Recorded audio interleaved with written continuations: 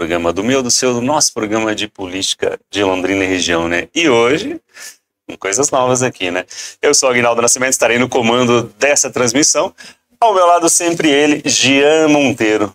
Muito boa noite, Jean Monteiro. Boa noite, Aguinaldo. Boa noite a todos que estão nos assistindo. Boa noite aqui a nossa convidada. Sempre um prazer estar aqui para falar de política, debater o assunto Londrina. Porém, hoje, Aguinaldo, não é só Londrina que vamos tratar aqui, é Paraná e também Brasil. É isso aí. Hoje teremos aqui na nossa bancada ela, Cristina Gremel. É isso mesmo, Cristina? Isso mesmo. Não cometi uma gafe no seu nome. Não, o sobrenome é alemão, escreve Gremel, mas pronuncia-se Gremel mesmo. Que legal, que legal, que legal. Obrigada pelo convite. Deu trabalho aqui. Está aqui na nossa bancada e hoje vai responder algumas questõezinhas. Vamos conhecer quem é ela, que surpreendeu aí na eleição de Curitiba. E a gente acompanhou, a gente fez aqui uma apuração interna entre a gente aqui, né? Claro, o foco mais é a Londrina, mas a gente sempre pegava outras regiões, né? E seu nome foi uma grata surpresa. E para nós, ter você aqui na nossa bancada é um prazer, né? É um grande prazer, né, Aguinaldo? Um nome tão forte aí da política nacional, né? Que teve um apoio meio que velado ali do ex-presidente Jair Bolsonaro. Então a gente sabe que é um nome de direita, né? Londrina é uma cidade conservadora. Então vamos entender um pouquinho aqui da história e da vida de Cristina Gremel. É isso aí. Podemos começar? Vamos começar, Aguinaldo. Quer começar? Vamos começar leve ou já com dois pés no peito? Vamos de leve. Pode vir com os dois pés no peito, se quiser, eu entendo. Cristina, é bem simples, tá? Antes da gente entrar na parte política, né? A gente entender o que você acredita, o que você defende. A gente quer conhecer um pouquinho de você, né? Porque, às vezes, aqui em Londrina, nem todo mundo te conhece, nem todo mundo acompanha de política. Então, fala pra gente um pouquinho da sua história, sua carreira. Queremos saber um pouquinho da Cristina. Bom dia, boa noite, né? Boa noite. A gente fica na dúvida sempre. Boa noite, eu sou conhecida de uma parte dos londrinenses e dos paranaenses de todos os lugares como repórter de televisão que eu fui durante 26 anos. Então, numa época não só pré-redes sociais, mas pré-internet, onde todo mundo se informava pela televisão. Basicamente, televisão, rádio, claro, sempre teve sua força, jornal na época era só impresso, então era um pouco mais difícil ter acesso a jornal. E eu fiz esses 26 anos de carreira, não só no Paraná, 6 anos eu passei fora do estado, mas eu, nos últimos 13 anos desses 26, de novo na carreira. Cara, esse número nos persegue.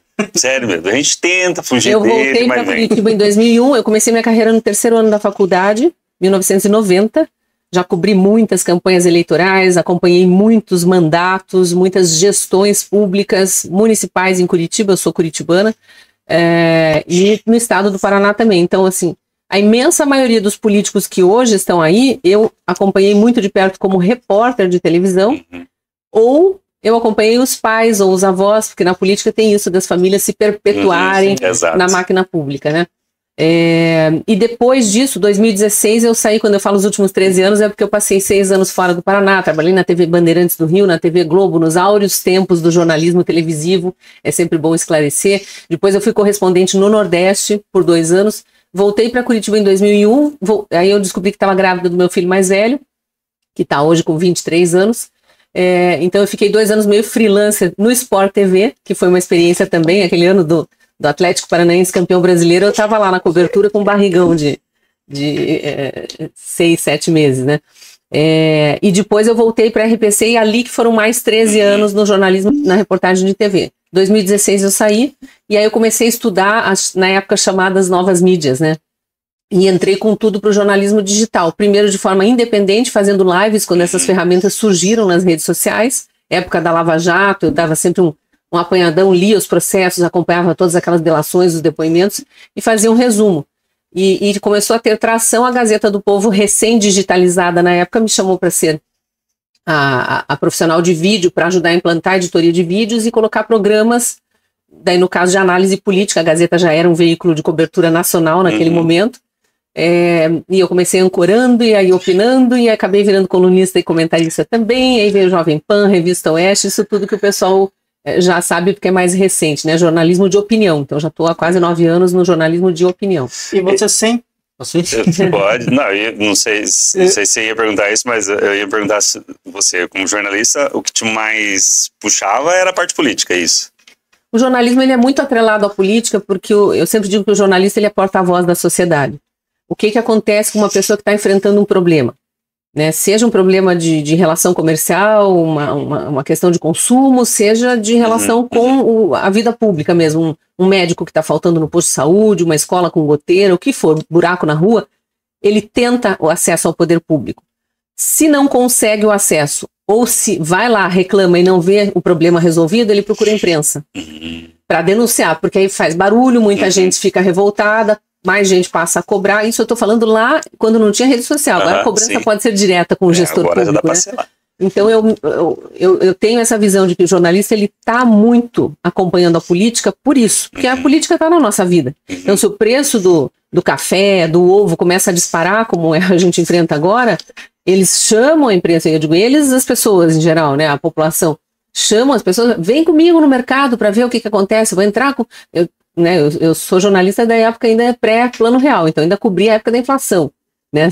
Sarney pedia para fecharem os supermercados e decretarem que era em nome do combate à inflação. Tinha os famosos fiscais do Sarney, isso na época eu estava na faculdade ainda, mas eu acompanhei tudo isso muito de perto. Então a política vai entrando na vida do jornalista, tanto que tem muito jornalista que acaba migrando para a política. Né? Já tivemos grandes nomes do jornalismo que foram para a política por décadas aí, isso é no mundo inteiro. Porque o jornalista acaba entendendo muito do funcionamento da máquina pública, da relação entre os poderes e da relação do político com a sociedade, tanto para o bem quanto para o mal. Né? Então, quando eu aceitei o desafio, que foi um pedido mesmo da população curitibana para eu me candidatar a prefeita no ano passado, 2024, eu entendi por que associavam o meu nome a um possível cargo público, por essa relação muito próxima mesmo. Ela podia ter ficado no Sport TV mais light, ver os grandes eventos. Tem que arrumar confusão. O Sport TV cobre muito futebol. Que também é uma fonte de confusão, né? Eu não entendo muito de futebol, é uma fonte de confusão, eu não entendo muito de futebol. Então, assim, eu acho, é uma carreira muito boa para quem gosta muito de esporte e muito de jornalismo, porque aí você se especializa tanto na comunicação quanto no esporte e faz só aquilo. Eu sempre gostei do jornalismo geral, que a gente chama, que você cobre de tudo e tem uma noção muito clara, embora não aprofundada, de todas as áreas da sociedade. Porque uma hora você está acompanhando uma neurocirurgia lá, todo paramentado junto com os médicos, entendendo como é que é uma cirurgia e ouvindo detalhes do funcionamento do cérebro, e daqui a pouco eu tô lá na fila do pão para mostrar que o pãozinho tá caro. Legal. E, Cristina, hoje você enxerga a imprensa, ela enviesada ou mais engajada politicamente? Como você enxerga a imprensa no meio político? Muito engajada politicamente, o que não poderia ser. Estou falando da imprensa em geral. Sim. O jornalismo de opinião, que é esse que eu faço, precisa ser engajado politicamente. Você precisa se posicionar. Eu sempre tenho dito, você não precisa dizer qual político você mais aprecia, nem ser partidária na imprensa de opinião. Mas você precisa se posicionar. Que lado você está defendendo essa história? Não, eu gosto de dizer, eu falei nos eventos que eu fiz aqui na região do Norte Pioneiro, não é uma questão o pessoal fala tanto de polarização. É de posicionamento, porque as pessoas se cobram em casa isso, mas o que você defende, afinal de contas? Está na mesa de casa conversando com um primo, às vezes até com um irmão que tem posicionamento diferente, e já gera uma discussão mais acalorada, porque as pessoas pensam de forma diferente, né? As maneiras de agir para atingir um objetivo comum, porque eu gosto de pensar que todo mundo quer chegar num lugar melhor do que estamos agora. Então a gente está buscando progredir sempre. Mas eu dou uns apelidinhos para essa imprensa que faz do jeito que não deveria ser feito, porque daí tem a cobertura tradicional. Se você vai relatar um fato, você relata o fato, ponto. Seguindo as premissas do jornalismo, que é buscar a verdade, ouvir todos os lados e agir de forma imparcial. Então, o jornalista não pode colocar adjetivo nas frases. E hoje, quando me lancei pré-candidata, a imprensa, que inclusive me conhecia, porque era na cidade onde eu fiz a maior parte da minha carreira, eu não era uma jornalista com 35 anos de experiência, premiada na época dos 26 anos de reportagem de TV e extremamente reconhecida pelo público nesses 9 anos de jornalismo de opinião, com milhões de seguidores nas redes sociais, com muito engajamento. Eu não era essa pessoa que se candidatou a prefeita. Eu era a youtuber que ficou famosinha na internet fazendo campanha anti não sei o quê, eles te taxam de negacionista, de anti isso, anti aquilo. Quer dizer, isso não é jornalismo. Não. Quer dar opinião, então só assuma para o público que você está ali dando a sua opinião. Isso não é verdade necessariamente, é como eu vejo essa pessoa. Assim, você sempre carregou esse rótulo assim, de jornalista conservadora, né? E tem posicionamento muito forte, muito incisivo. A gente percebe isso e acompanhou um pouco da sua carreira.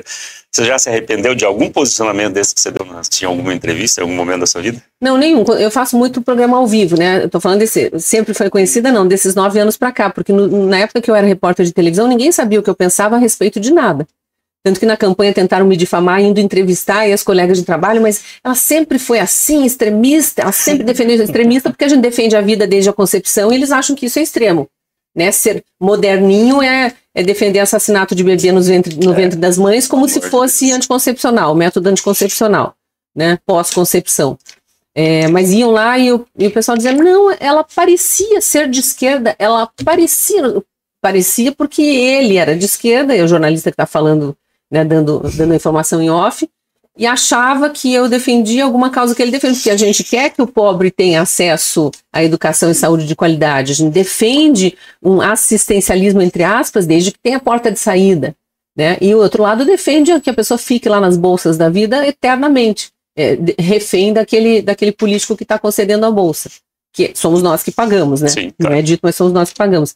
Então, esse meu posicionamento, eu sempre fui conservadora, obviamente, porque aí são valores que você tem de família, de casa, né, os princípios básicos que norteiam tua vida.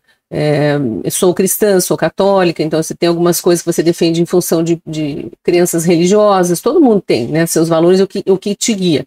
Então, nesse aspecto, eu sempre fui conservadora, as pessoas não sabiam. Quando eu venho para o jornalismo de opinião, eu sou obrigada a falar desses assuntos. E aí eu me posiciono com a minha opinião sobre esses assuntos.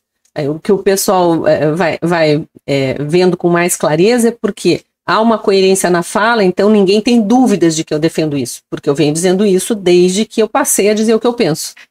Então sou conservadora, sim, com muito orgulho. Que legal, que legal. Gostamos de pessoas assim, sinceras, né?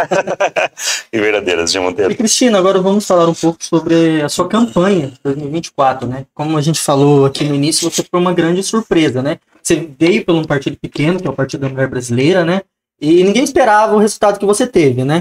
Como foi para você essa campanha, essa pré-campanha? Fala pra gente um pouquinho desses bastidores, se puder falar, né? Como foi para você? Então, deixa eu te falar, ninguém esperava entre aqueles que achavam que iam continuar comandando tudo da forma de sempre, como sempre fizeram, né? Só que a população não quer mais isso. Então, na população, sim, já esperavam.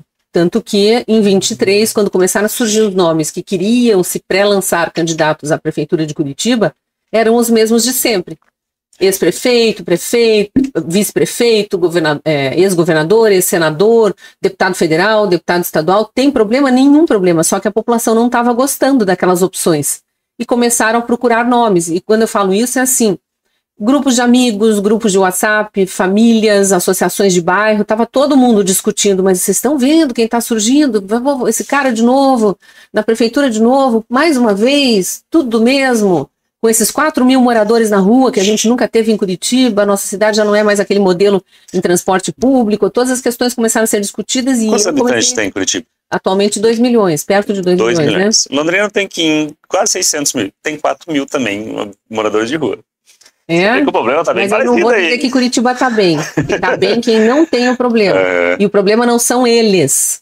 Eles são seres humanos que precisam ser atendidos. Isso é bom dizer, porque depois fazem recortes para dizer que a gente não se preocupa, né? Tanto me preocupo e muito que eu coloquei essa discussão abertamente. Aí eu era acusada pelos outros candidatos, você não ama a cidade, um monte de candidato que não nasceu lá, que não tem história familiar. Eu sou a 5ª geração de curitibanos, conheço muito bem aquela cidade. Dos 26 anos de reportagem de televisão, 17 anos em Curitiba, para cá e para lá o tempo todo na rua, entrevistando pessoas. Conheço 75 bairros, os problemas, como eles surgiram, né? O que tentaram fazer que não deu certo, o que tentaram fazer que deu certo. Eu conheço a cidade.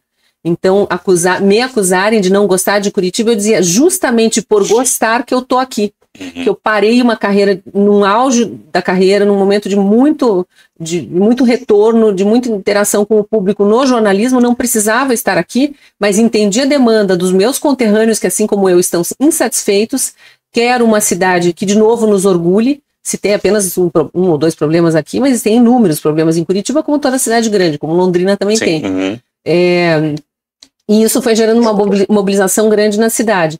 E aí as pessoas é que me colocaram lá como pré-candidata. Então, eu venho para a campanha muito consciente da responsabilidade, do desafio que tinha, porque eu estava, como você disse, num partido muito pequeno, 0 centavo de dinheiro público, porque já é uma convicção minha também, mas o partido não tinha, ou seja, nenhum apoio do partido em nada, eu não tinha um carro que me levasse, eu fiz 20 mil quilômetros dentro de Curitiba com a minha equipe, em um carro, meia volta ao mundo, ao longo do ano inteiro de campanha, que começou lá no início do ano, né?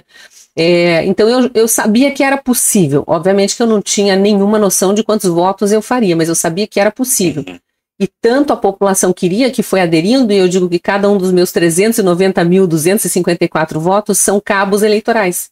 As pessoas trabalharam voluntariamente. Claro que eu nas minhas lives, nos meus vídeos, eu dizia, me ajude, fale com os teus colegas de trabalho, avise os vizinhos, fale do meu nome, peça para me seguir, acompanhe.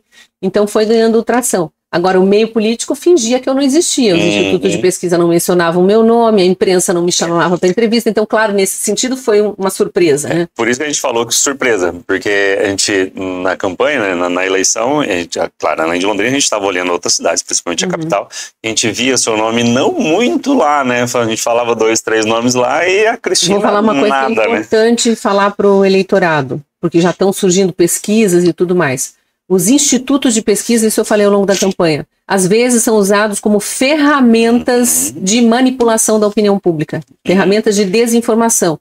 Uma pesquisa eleitoral em época de campanha custa R$80 mil, pelo menos numa capital como Curitiba. Obviamente que eu não tinha esse dinheiro e se tivesse não usaria para isso.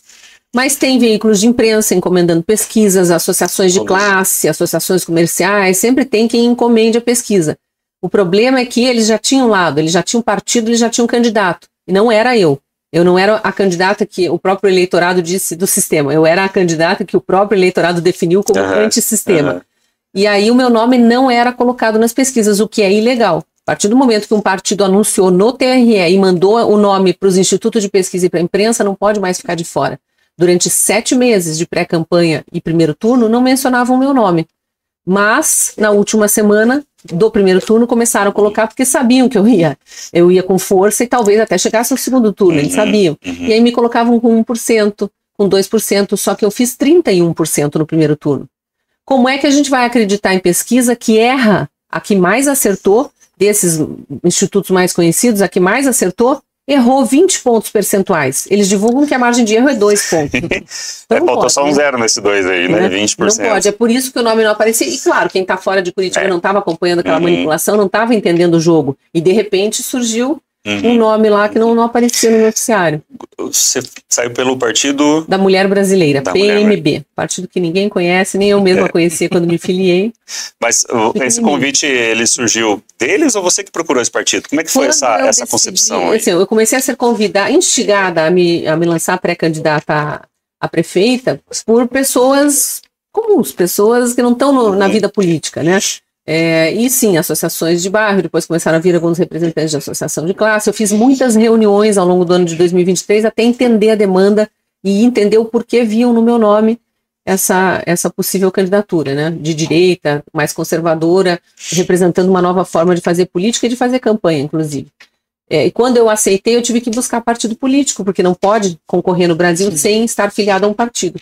Todo partido que eu ia pedir legenda, ia conversar, através de articuladores e tudo, no dia seguinte estava no bloco do candidato do sistema, né? Então, Curitiba hoje é loteada entre vários partidos, assim como a gente vê acontecer em nível nacional, e aí parece que a coisa que tem emperrada não anda, o serviço público, porque cada partido tem seu interesse, né?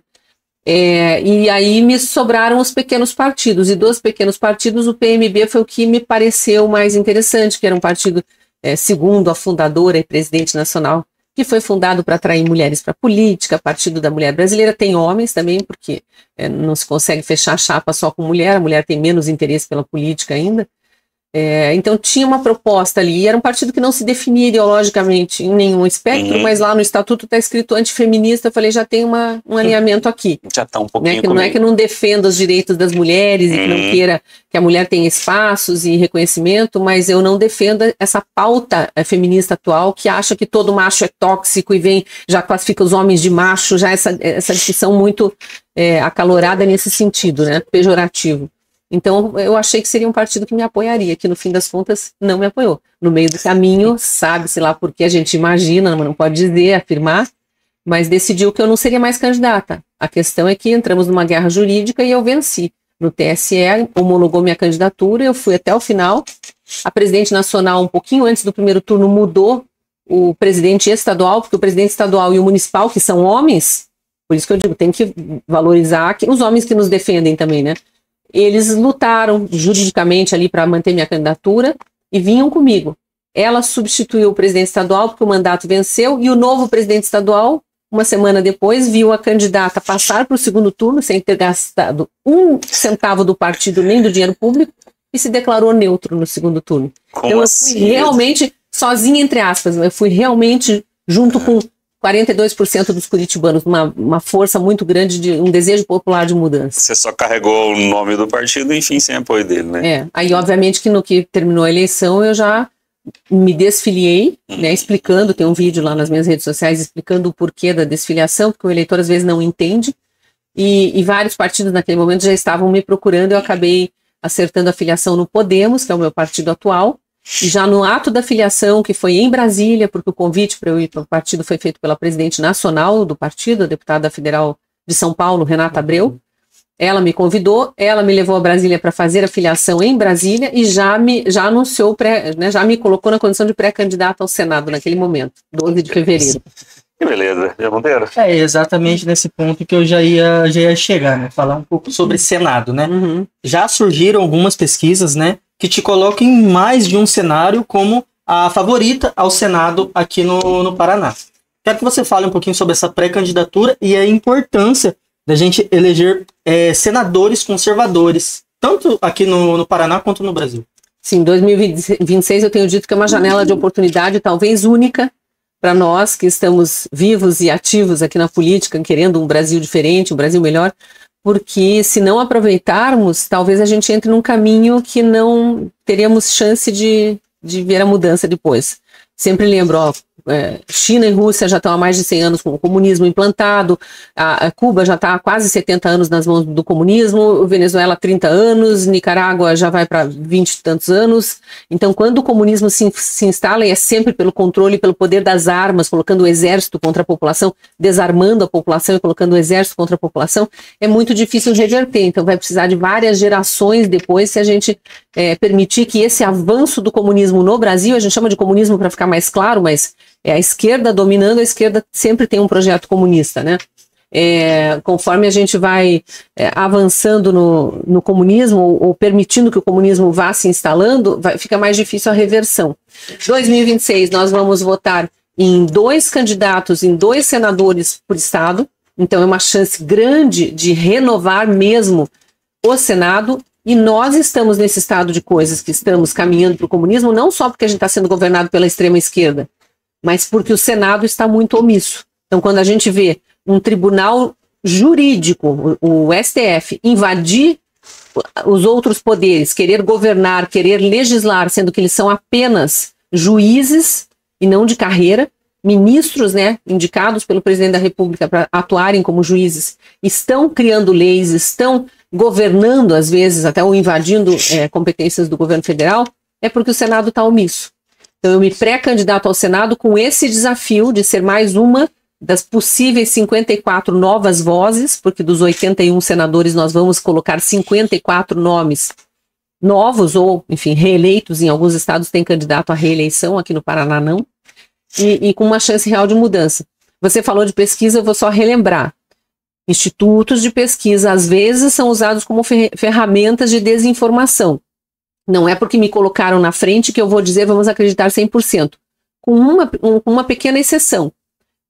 A pesquisa mais recente, que é a da NELCAMP, que é um instituto de pesquisas de Santa Catarina, que me coloca na frente, sim, que eu estou como favorita do paranaense como primeiro voto para Senado, e quando eles perguntam, no ano que vem nós vamos escolher 2 senadores.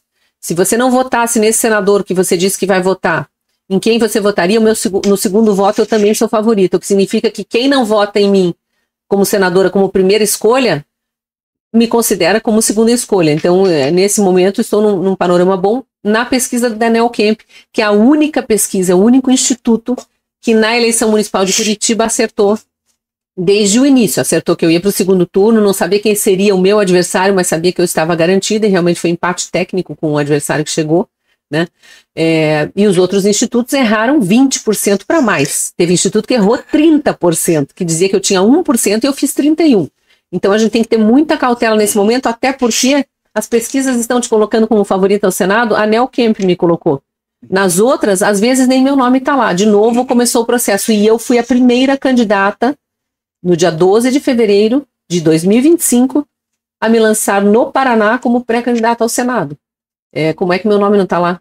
E tem um monte de nome de gente que está inelegível, de gente que não quer ser senador, que já anunciou que não vai ser senador, colocam inclusive às vezes o nome dos dois senadores que estão terminando o mandato, eles já declararam que não vão concorrer, que são o Oriovisto Guimarães e o Flávio Arnes. Então, só para alertar, né, o espectador aqui do podcast Ponto de Vista, que tenha muita cautela ao olhar pesquisas e saiba que as pesquisas são pagas e que as pessoas têm interesses. E, infelizmente, enquanto não houver uma lei punindo o Instituto de Pesquisa que erra de forma grosseira, a gente vai ver os institutos serem usados pelos políticos, pelos partidos, de uma forma nem sempre como a gente gostaria. A título de curiosidade, Jean Monteiro trabalha com pesquisas políticas. Pesquisador de rua, um instituto bem famoso. Você sabe tudo que eu estou falando, né? Você sabe muito bem. A minha irmã, só uma pequena historinha, a minha irmã foi por acaso pesquisar, chegou um pesquisador para falar com ela, estava no salão de beleza fazendo a unha, e ela disse, bom, como eu não consigo me mexer aqui, posso responder sim as perguntas. Meu nome não estava na pesquisa. Se a eleição fosse hoje, em quem você votaria? Já estava rolando a campanha, primeiro turno. Em quem você votaria para prefeita? Fulano, fulano, fulano, fulano. Aí ela disse, nenhum desses. Ah, tá, tem a opção nenhum delas. Não, nenhum desses porque a minha candidata não está aí. Não, mas todos os candidatos estão aqui. Conduzida. Ela disse, já começou ali, né? O entrevistador tomando partido. Já está mentindo. Fake news. Como eles gostam de dizer. A minha irmã disse, eu posso te garantir que não estão todos aí, porque eu sou irmã de uma candidata e o nome dela não está aí. Quem é? Cristina Grêmio. Aí ela disse, mas é que a gente não tem pesquisa espontânea, é só estimulada, é só quando coloca, então não vai poder colocar dos outros em quem você votaria. A minha irmã disse, isso não é pesquisa. E não respondeu mais. E eu tive inúmeros relatos como esse, daquelas pesquisas feitas por telefone, que o entrevistador batia o telefone na cara de quem dizia que ia votar Cristina Grêmio. Deve ter batido o telefone muitas vezes ao longo da campanha. Eu participei de umas... recebido muitas batidas de telefone. Eu participei de umas 3 dessas por telefone, eles conduziam para que você tivesse 2 opções e depois filtrasse numa só. Instintivamente, se você bobeasse ali, você concordava com a opinião do cara. Eles fazem uma condução lá gigantesca, manipulação mesmo. Mas enfim, né? A gente vai aprendendo. Exato. Essa eleição, a gente vai ter uma grande chance de realmente colocar mais 2 senadores de direita lá, né? Essa é uma oportunidade ímpar, né? E essa é a demanda do Brasil, né? Até porque agora que a esquerda está entendendo como é difícil ser governado pela esquerda, pesa no bolso, pesa no dia a dia, né? Destrói a confiança que a gente possa ter tido em algum político, porque eles vão minando essa confiança a ponto de saquear aposentadorias dos velhinhos que contribuíram a vida inteira para projeto de perpetuação no poder, caixa 2 de campanha, ou enriquecimento ilícito, que é tão sujo quanto fazer caixa 2 de campanha. Então, tem uma rejeição muito grande já à esquerda, e a gente está realmente conseguindo furar bolhas e conscientizar as pessoas, em geral, que a gente precisa de senadores comprometidos com o Brasil, né? E, obviamente, cada grupo de 3 senadores, no Senado todos os estados têm importância igual, cada grupo de 3 senadores tem que olhar pelo seu estado, e eu tenho propostas para o Paraná, por exemplo, de ser uma senadora municipalista, que olhe pelos municípios, porque eu tenho rodado o interior do estado nessa jornada de pré-campanha, estou nessa maratona aqui de Norte Fluminense, de Norte Paranaense. Eu morei no Rio, falo Norte Fluminense toda vez que venho Norte. Estou nessa maratona de Norte Pioneiro, né, fiz em 3 dias 15 cidades já, ainda temos Sertanópolis para visitar, e a gente vai sentindo a mágoa dos prefeitos, dos vereadores, do distanciamento dos senadores. Então a gente quer realmente estar presente nos municípios e ser municipalista. Nessa visita você está falando com todos consegue falar com todos os prefeitos?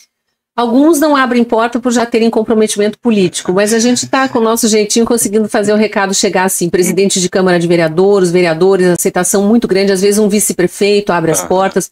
Mas tive a alegria de conversar com muitos prefeitos de partidos diferentes, inclusive que em Curitiba são oposição ao meu nome, foram oposição na campanha municipal, e que estão abertos. Primeiro porque querem um senador municipalista, querem um senador que esteja nas bases, e muitos relatos de nunca na minha carreira política, gente que já está há muito tempo na prefeitura, na Câmara Municipal, eu vi um pré-candidato a senador vir aqui na minha cidade, cidades de 5 mil, de 7 mil habitantes, e que tem a sua importância. Todos são importantes, né? Todos compõem o Paraná.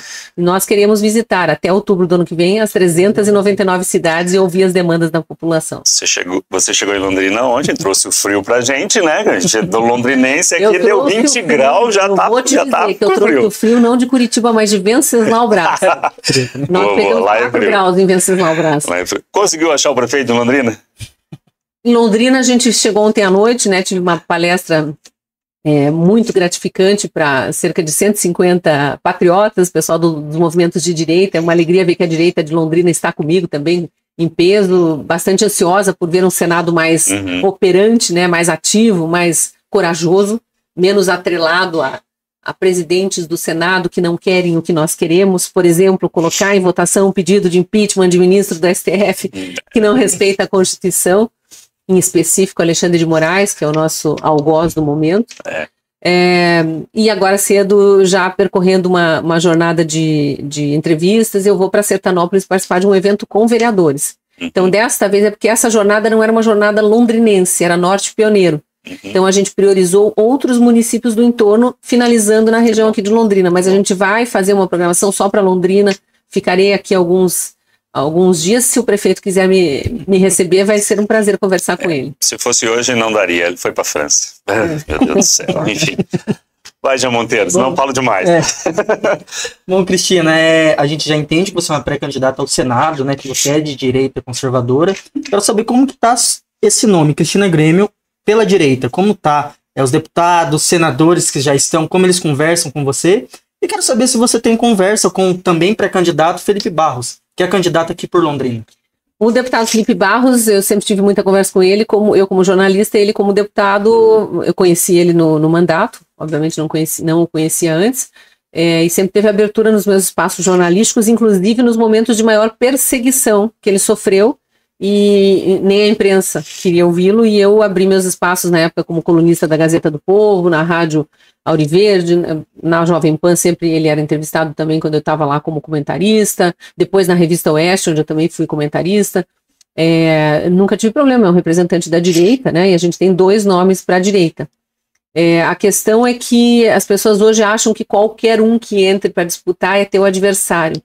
E existe essa disputa dentro da direita. Eu não estou disputando com ninguém, eu estou me apresentando para o eleitor, para o paranaense, estou mostrando quem sou, aqui venho, colocando as minhas propostas, e aí no momento da campanha lá para frente a gente vai falar mais fortemente de plataformas, mas quem me conhece e me acompanha no jornalismo nesses 35 anos de jornada, e especialmente nesses últimos 9 anos aí de jornalismo de opinião, sabe exatamente quais são as minhas plataformas e está comigo. Você perguntou como é que está a aceitação do meu nome, é uma alegria imensa, já foi na campanha municipal de Curitiba, ver a conexão que eu consigo ter com as pessoas, que não sou, eu digo só a ponta de lança, eu sou a representante de um desejo que é da imensa maioria dos brasileiros, que somos adeptos do correto, do respeito às leis, né, da defesa da vida, está provado em pesquisas sérias, que o brasileiro quer que a vida seja defendida, defesa da propriedade privada e tudo isso, liberdade de expressão. Então a gente vai se colocando ali, assim, é impressionante como valores conectam pessoas. Então, já aconteceu isso na campanha municipal em Curitiba, eu sei que os meus 390.254 eleitores seguem comigo na jornada, estão me estimulando a continuar, foram eles também que pediram que fosse Senado, nenhum outro cargo, então já é uma força, um empurrão popular muito forte. E aqui pelas cidades por onde eu passo, de onde for, já estive nos Campos Gerais, no Oeste, no Sudoeste, agora aqui no Norte Pioneiro, já estive na região Norte, né, Espingá e algumas cidades do entorno, Arapongas, Apucarana, e é impressionante como as pessoas querem abraçar, dar sugestões, me agradecem muito pelo trabalho no jornalismo também, mas por eu estar me colocando na vida pública. Então, vamos em frente, tem uma jornada grande, o Paraná é enorme, muito importante, tem muitas demandas e nós estamos descobrindo todas elas e conversando com as pessoas. de forma geral, a população paranaense precisa de atenção, né? Então ele tá, sei lá, o ser humano não quer ser ouvido. Exato. E agora muito mais, né? E aí, quando não tem portas abertas, ouvidos atentos, aquela vontade de fazer aquela demanda chegar onde precisa chegar, ele se sente realmente muito abandonado, muito traído, muito esquecido. E a gente se propõe a ser de novo esse elo de ligação com, enfim, o poder público. Cristina, agora indo para os nossos finalmente, que a gente está batendo o nosso tempo aqui, desde o início do nosso projeto, a gente tem algumas perguntas que a gente chama de perguntas padrões. No início eram 3, nas eleições se tornaram 4, mas agora em 2025 a gente reduziu para 2. Mas quem abre essas perguntas padrões é Aguinaldo Nascimento. Então, Aguinaldo, faça a sua pergunta padrão. Ser bem rápido, bem direto, bem sincero, bem tranquilo, tá? A minha pergunta é a seguinte, a gente gosta de saber dos nossos convidados se ele tem um político de estimação, aquela pessoa que gosta, que faria campanha, se fosse um cara que você gostasse muito, não, esse aqui é meu candidato, um político de estimação. Cristina Greimel tem? Que pena que meu pai não está mais vivo, porque ele foi candidato a vereador em 1988, que foi o primeiro ano que eu votei, quando eu completei 18 anos, e eu votei nele para vereador, porque aquele sim, eu conhecia o caráter e sabia exatamente das propostas. Se fosse para escolher o político de estimação, com esta palavra especificamente, seria o meu pai, Heraldo Grêmio, que foi um professor, eu sou filha de professores, que por acaso foi eleito de forma direta por alunos, professores, funcionários e pais de alunos, votavam na época, diretor do maior colégio público do Paraná, o Colégio Estadual do Paraná. E tratou com muito zelo, ele se dedicava demais ao colégio e à educação, mas aqueles 2 anos que ele foi diretor-geral do colégio, foi diretor do período da manhã também, com muito zelo. Então eu sabia que teria sido um excelente político. Agora, óbvio, o pessoal hoje gosta de saber, você é bolsonarista, você é isso, você é aquilo. Eu tenho um apreço muito grande, um nível de quase amizade. Ele declarou, temos uma amizade com o presidente Bolsonaro, mas foi uma relação de fonte mesmo, de jornalista e fonte, porque você vai construindo no jornalismo, você constrói um canal de confiança com as pessoas para elas começarem a te passar informações.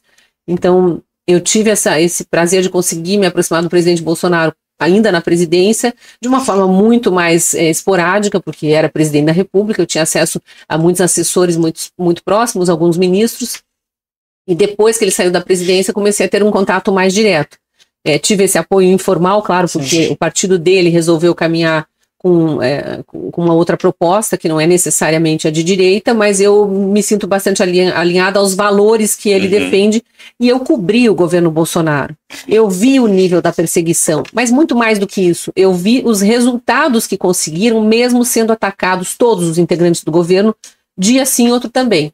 Então, quem consegue, na adversidade, enfrentando uma pandemia, todos os problemas econômicos que a guerra da Ucrânia e Rússia geraram no início, para o Brasil, né? Hoje geram menos, mas no início foi um caos, né? Era combustível, era fertilizante, eram muitos insumos básicos que faltariam no mundo caso o governo Bolsonaro não tivesse negociado direito. E nós passamos relativamente bem. Então, obviamente que se fosse para dizer dos nomes atuais, quem é o grande nome da direita e o grande líder da direita brasileira é ele. Eu torço para que ele consiga reverter a perseguição jurídica que se faz contra ele nesse momento e ser o nosso candidato em 2026, terá meu apoio, ele sabe disso. Que legal, que legal. Zé Monteiro? Bom, a minha também é muito simples. Eu dei inspiração à Rede Globo, que lá em 2018 e 2022 lançaram o Brasil que eu quero. Né? O pessoal ia lá, gravava um vídeo, falava o Brasil que eles queriam, o Brasil que eles desejavam. Trazendo aqui para nossa realidade. A gente costuma falar Londrina, né, Aguinaldo? Londrina, Mas agora eu vou pegar o cenário Paraná. Quero saber de Cristina Greimel. Qual que é o Paraná que você quer? Qual que é o Paraná que você deseja? O Paraná que eu quero é um Paraná que seja reconhecido nacionalmente pela importância que tem, porque é um estado muito pujante, segundo maior estado em importância agrícola, é uma potência realmente, não tem a valorização que tem. Né? A parte industrial também é forte, a parte do empreendedorismo é impressionante. Estive com as mulheres produtoras de cafés especiais de Pinhalão, uma cidade de 7 mil habitantes, que são a 4ª produção nacional de cafés especiais do Brasil.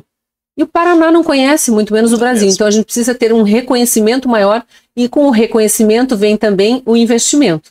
É por isso que eu digo que eu vou ser municipalista como senadora, para poder entender as demandas de cada região e ir atrás de quem pode ser um elo de comunicação com o progresso, nesse sentido. Mas o Paraná que eu quero também é um Paraná que seja um Paraná mais consciente, politicamente, estou falando em geral da população agora, e que escolha representantes que de fato estejam lá no cargo público e façam o que se espera que seja feito. No caso do senador, ele tem a obrigação constitucional de fiscalizar o executivo, o presidente da República, ministros de Estado. Eles fazem relativamente bem isso no Senado. Estão toda hora convocando ministros para prestar satisfação sobre determinados programas, até o presidente da República, às vezes, através de algumas medidas que o legislativo permite, mas eles não estão fiscalizando o judiciário.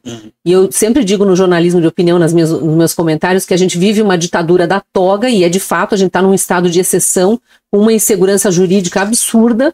As instituições não funcionam mais, ninguém mais sabe qual é a lei que está valendo, qual artigo da Constituição já foi revogado informalmente por algum dos 11 ministros, e isso está acontecendo porque o Senado está omisso. Então o Paraná que eu quero é um Paraná bem representado no Senado, com senadores corajosos que, junto com os demais senadores, façam o que precisa ser feito. Fiscalizem também o judiciário. Legal. Satisfeitíssimo com a situação. Sensacional.